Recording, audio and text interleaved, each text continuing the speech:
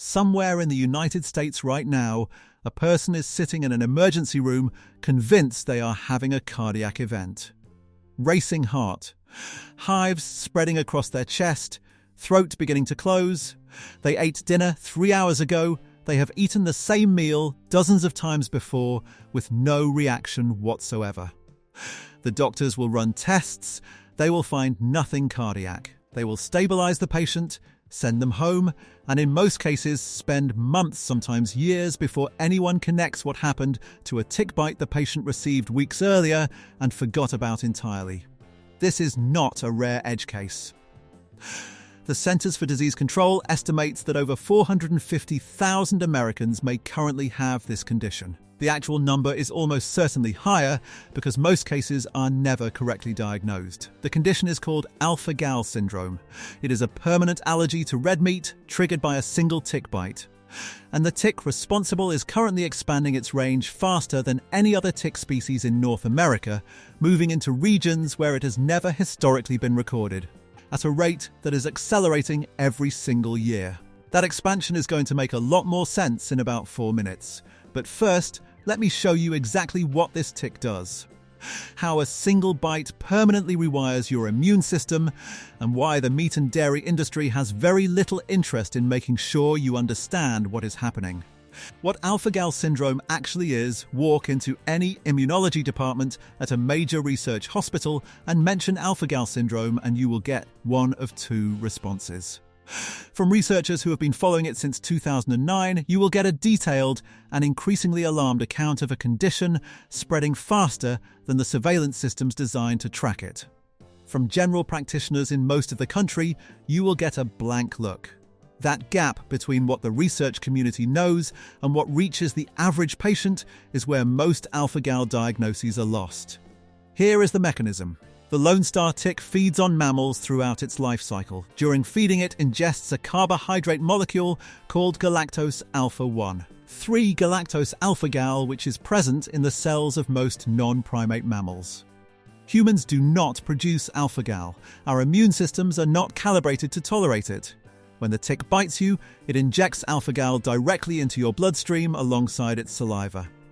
Your immune system responds the way it responds to any foreign molecule it produces, IgE antibodies.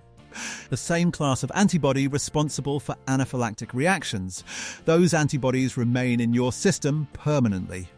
From that point forward, every time you consume red meat beef, pork, lamb, venison, your immune system detects the alpha-gal, identifies it as the molecule it was sensitive to during the tick bite, and launches a full allergic response. Hives, gastrointestinal cramping.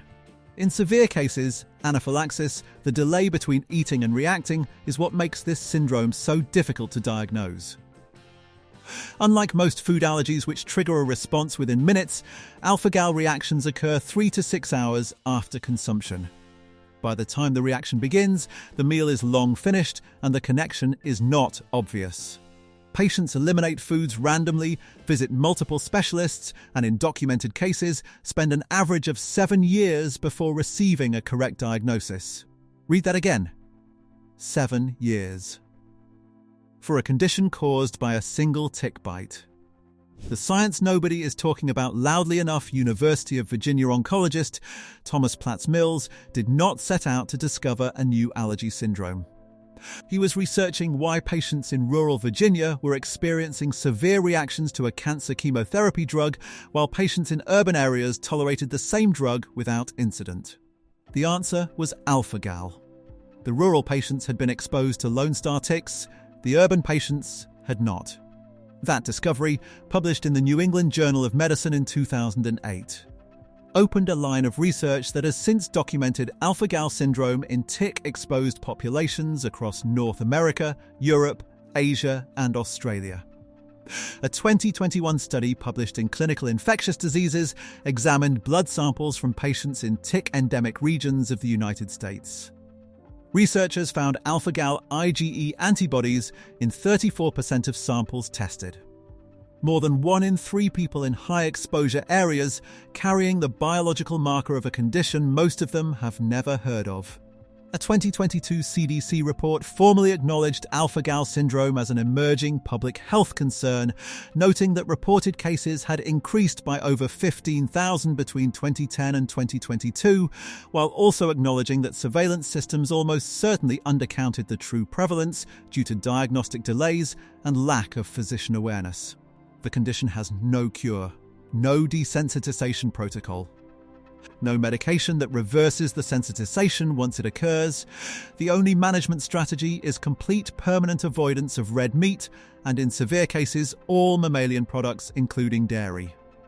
Why are there so many more ticks? The Lone Star tick has expanded its documented range by over 200 miles northward since the 1980s. It is now established in states where it was not recorded 30 years ago, including New York, New Jersey, Connecticut, Maine, and Minnesota. 3 factors are driving this expansion simultaneously, and all 3 are accelerating rather than stabilizing.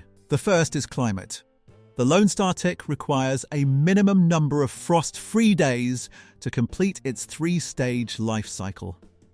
As average winter temperatures in the northeastern United States have risen by 1.5 to 2°C since 1980, the frost-free window has extended sufficiently to allow the tick to complete its life cycle in regions where winter temperatures previously interrupted it. This is not projection.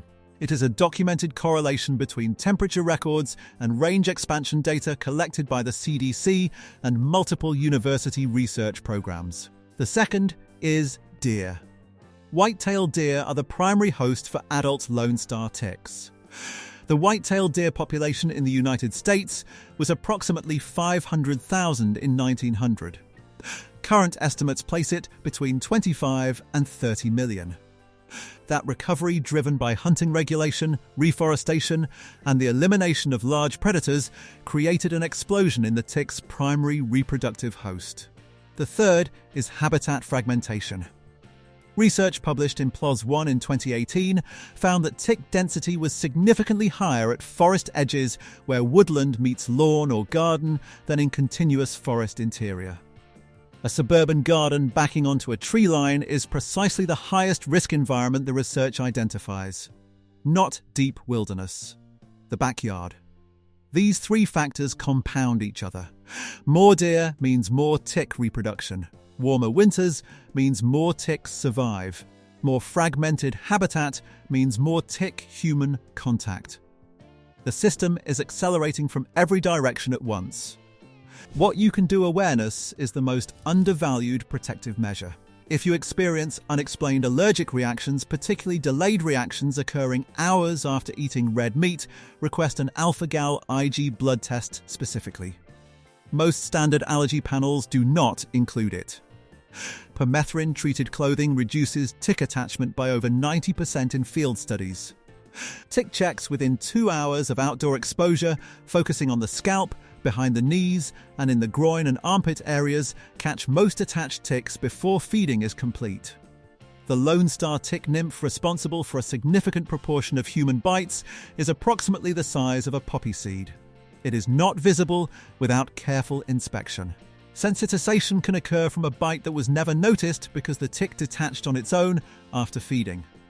A 3-foot wood chip or gravel barrier between lawn and woodland edge reduces tick migration into garden areas significantly. Removing leaf litter, keeping grass short, and reducing deer access through fencing addresses the habitat conditions that concentrate ticks in residential environments. What the research confirms. Thomas Platts Mills published his initial findings in 2008.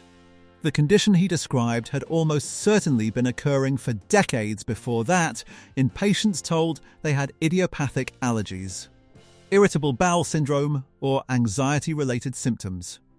The CDC acknowledged the syndrome as a public health concern in 2022, 14 years after the mechanism was first formally described. In those 14 years, the tick expanded its range by hundreds of miles, deer populations continued growing, suburban development continued fragmenting forest habitat, and average winter temperatures continued rising. The number of people carrying alpha-gal IG antibodies without knowing it and without being told what to avoid or why is increasing every year. This is not a story about a rare exotic disease. It is a story about a common outdoor activity, a tick the size of a poppy seed, a 3 to 6 hour delay that breaks the obvious chain of cause and effect, and a system that acknowledged the problem 14 years after the mechanism was understood. The tick has been there the whole time. So has the science. The only thing that was slow was the information reaching the people who needed it.